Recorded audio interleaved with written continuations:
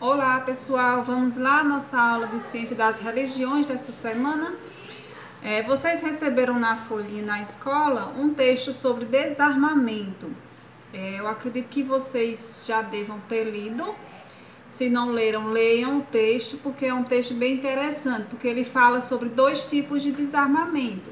O desarmamento emocional, né, que é esse do primeiro parágrafo, que fala, né, que é quando nós humanamente desarmados, isto é, quando levamos a vida com mais alegria e respeito às pessoas. Estar desarmado é estar aberto para conversar com as pessoas, mesmo que digam que estamos errados ou que tenham nos ferido. Então, assim, quer dizer que nos desarmar é quando a gente fica aberto para a opinião dos outros, aberto para novas conversas, novas ideias e não fica fechado somente nas nossas próprias opiniões, né? Porque na verdade, se está armado é isso, né? Quando você fica armado e se fecha no seu mundo e o que os outros falam ou opinam não lhe interessam, você, como se diz, não quer nem saber. E na verdade isso não é bom para ninguém, né? Você saber ouvir a opinião dos outros é bastante importante. Não que a opinião dos outros é o que vai fazer a sua opinião, de maneira alguma. Cada um tem a sua opinião. Mas saber ouvir o próximo, se desarmar, é bastante importante. Até porque você vai ficar com a mente mais aberta para novas ideias, não ficar ali tão limitado a uma coisa só. Aquilo que você criou e formulou que era só que a sua vida, suas ideias eram aquilo ali. E a gente não deve parar no tempo numa opinião só. A gente tem que estar girando o tempo inteiro. Por quê? Porque a gente tem que estar sempre aberto a novas ideias, a novas opiniões, a coisas novas. Não ficar ali parado só naquela opinião, não, eu sou assim, pronto e acabou. Não, todo mundo pode melhorar. A gente sabe, a gente sempre tem que buscar essa melhora, a gente tem que buscar sempre melhorar. Então, se tem como a gente melhorar, então vamos buscar esta melhora, né? Então, muitas vezes, ouvir o que o outro tem a falar é bem importante, porque às vezes a gente nem não enxerga aquele defeito, aquilo que a gente está fazendo, aquela atitude, a gente não consegue ver com os nossos próprios olhos. É preciso alguém de fora enxergar e nos falar que aquilo está acontecendo, para a gente poder ver que realmente aquilo acontece. Então, saber ouvir os outros. Lógico que também quem fala tem que saber falar também.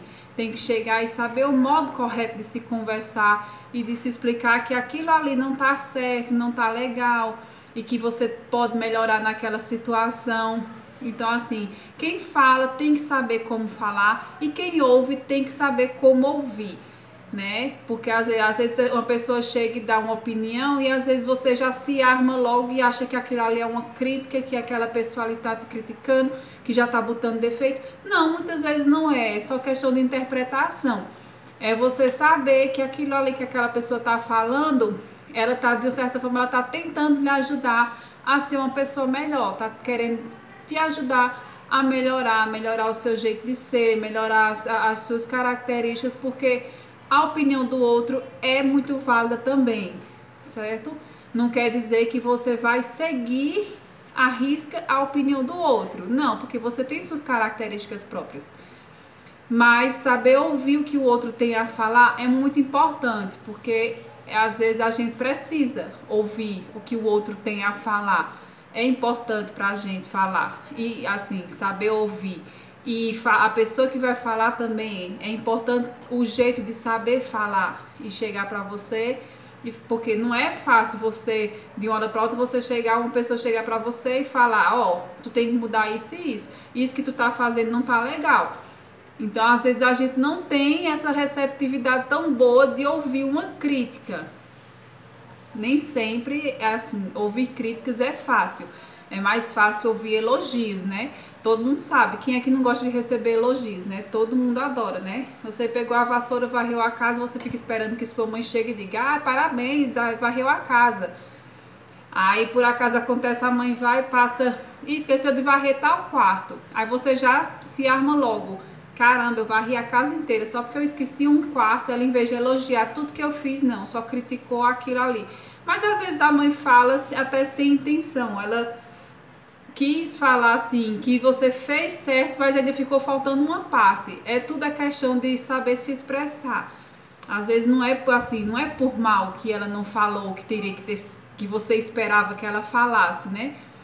Mas aí é tudo assim, é tudo questão de conversar. É você chegar e dizer, eu só esqueci essa parte, mas eu fiz o restante. Então, assim, tudo é questão de saber conversar.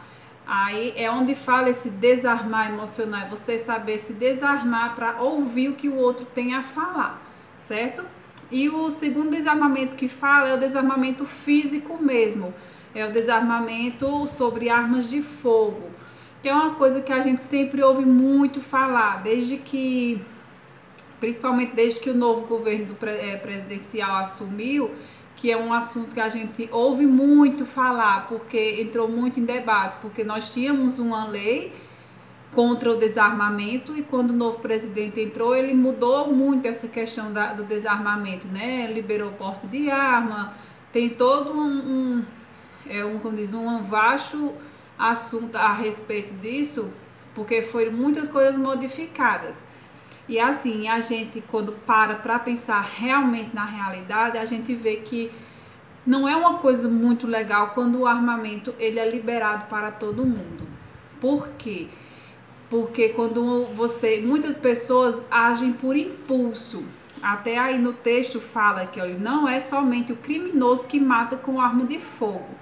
Pessoas que nunca cometeram crime algum acabam cometendo em virtude de ter uma arma de fogo com facilidade. Então, assim, a gente vê muito, quem assiste reportagem, você até na internet você vê, muitas pessoas estão banalizando a vida alheia por ter um porte de arma. Por ter aquele porte de arma, está chegando e matando de graça, como se fala, né? Por nada mata. Uma briga de trânsito, se discutiu ali no trânsito, tá com a arma, sacou a arma, pá, matou. Por quê? Porque tava com a arma. Se não tivesse aquela arma em punho, isso não iria acontecer. Ia ter a discussão? Iria. Iria ter uma briga? Iria. Mas ela ia se resolver e depois cada um ia para a sua casa, né? Mas pela facilidade do porte de arma tá tão grande, qualquer pessoa hoje em dia tá tendo esse acesso ao armamento.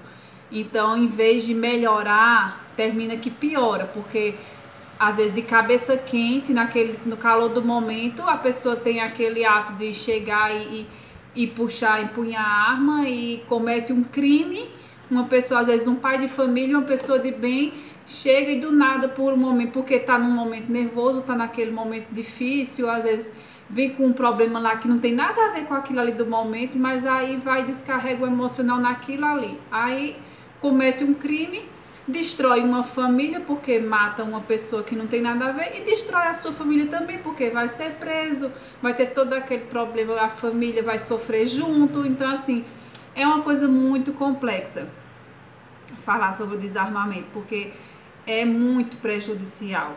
Aí tem na atividade de vocês 7 questões para vocês responderem.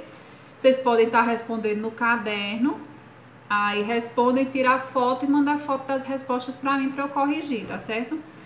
Fala sobre o texto em si, mas assim, é como eu sempre venho puxando com vocês, sobre respostas de cunho pessoal, né? Que eu prefiro ver as respostas pessoais, opiniões de vocês a respeito dos assuntos que a gente debate. Eu acho mais interessante do que mandar vocês só pesquisarem num livro e copiar a resposta. Eu não gosto muito, não.